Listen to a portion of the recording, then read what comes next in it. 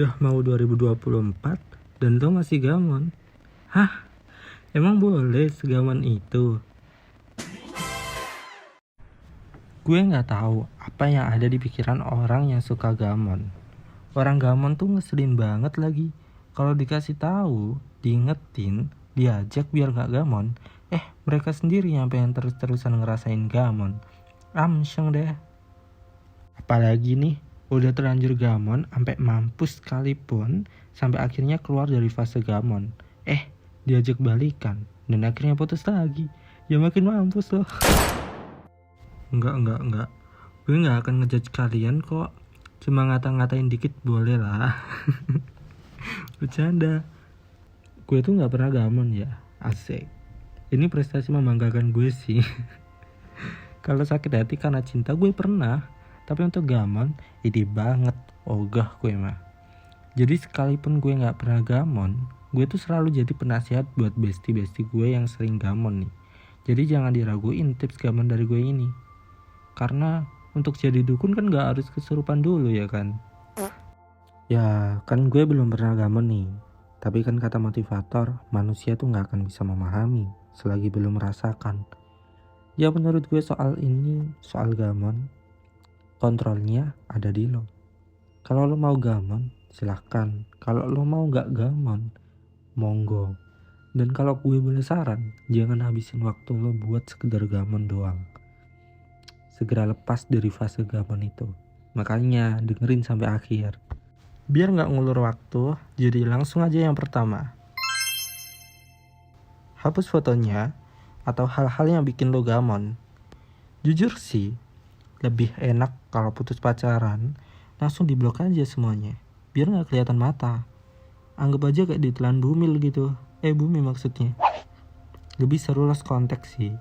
Tapi buat lo yang masih ngelihat dia pakai mata lo, harusnya ngelihatnya pakai mata kaki sih. Jadi enak, langsung ditendang aja gitu. Sumpah, gue asik banget. Asik sendiri maksudnya. Gue tuh bingung ya, bikin konten yang kayak gini atau yang kayak kemarin-kemarin. Nanti tolong bantu jawab ya. Jadi balik lagi ke bahasan tadi. Oh ya, jangan lupa subscribe. Balik lagi ke bahasan tadi. Ya, lo harus bener-bener sadar sama hal yang bikin lo sakit hati banget sama dia. Ingat buruknya, jangan baiknya terus yang diingat.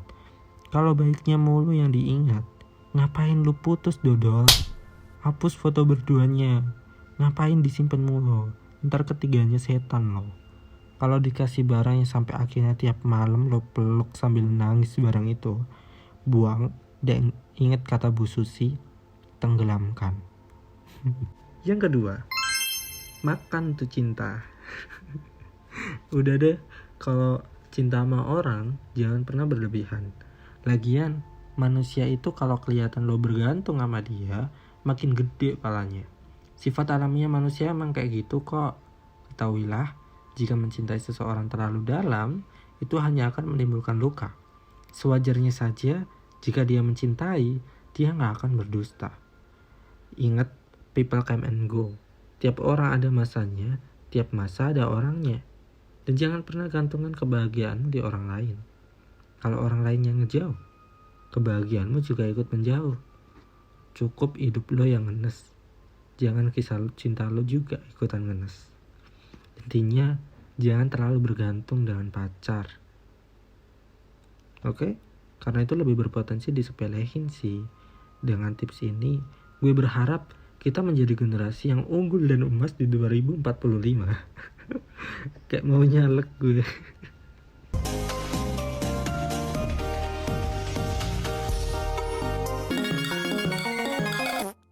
Yang ketiga, upgrade diri. Bikin dia nyesel.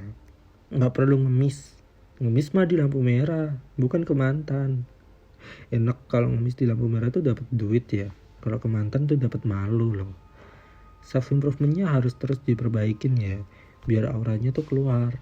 Kalau gemuk ya dikurusin, kalau kurus ya digemukin, kalau burik ya dihalusin, kalau jelek ya dicakepin. Manusia tuh bisa berubah kok.